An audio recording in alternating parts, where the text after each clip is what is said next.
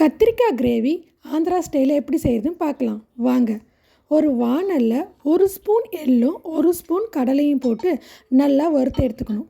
அதுக்கப்புறமா ஒரு ஏலக்காய், 2 கிராம்பு, ஒரு சின்ன துண்டு பட்டை அதையும் போட்டு நம்ம ஃபஸ்ட்டு நல்லா வறுத்து எடுத்துக்கலாம். வறுத்ததுக்கப்புறம் ஒரு ஜாரில் வறுத்த பொருட்களையெல்லாம் போட்டு இஞ்சி அரை துண்டு, பூண்டு, ஒரு பெரிய வெங்காயம் எல்லாத்தையும் போட்டதுக்கு பிறகு மிளகாத்தூள் போட்டு நல்லா மைய அரைச்சி எடுத்து வச்சுக்கணும். கத்திரிக்காய் நல்லா கழுவி இந்த மாதிரி வெட்டி எடுத்து வச்சுக்கணும். மறுபடியும் ஒரு வாணலில் எடுத்து எண்ணெயை ஊற்றி இந்த கத்திரிக்காய் எல்லாத்தையும் நல்லா வதக்கணும். கத்திரிக்காய் சீக்கிரமாகவே வெந்துடும். அதை வதங்கினதை தனியாக ஒரு பிளேட்டில் எடுத்து வச்சுக்கணும்.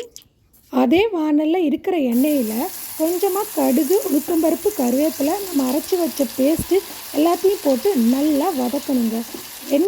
நல்லா எண்ணெய் பிரிகிற அளவுக்கு வதக்கணுங்க. இது ரொம்ப முக்கியம். என்னென்னா இந்த அரைச்ச பேஸ்ட்டை நல்லா வதக்கணும். அதுதான் இங்கே ரொம்ப முக்கியம். இந்த பேஸ்ட்டு தான் நமக்கு டேஸ்ட்டையே கொடுக்கும். நல்லா வதக்கியாச்சு. நம்ம கொஞ்சம் புளி ஊற வச்சுருக்கோம். அந்த புளியை கரைச்சி இந்த குழம்புல ஊற்ற வேண்டும். அது நல்லா கொதி வரணும். கொதி வந்த பிறகு வதக்கி வச்ச கத்திரிக்காயை போட்டு நல்லா கொதிக்க விட்டால் நம்ம கத்திரிக்காய் கிரேவி ரெடி.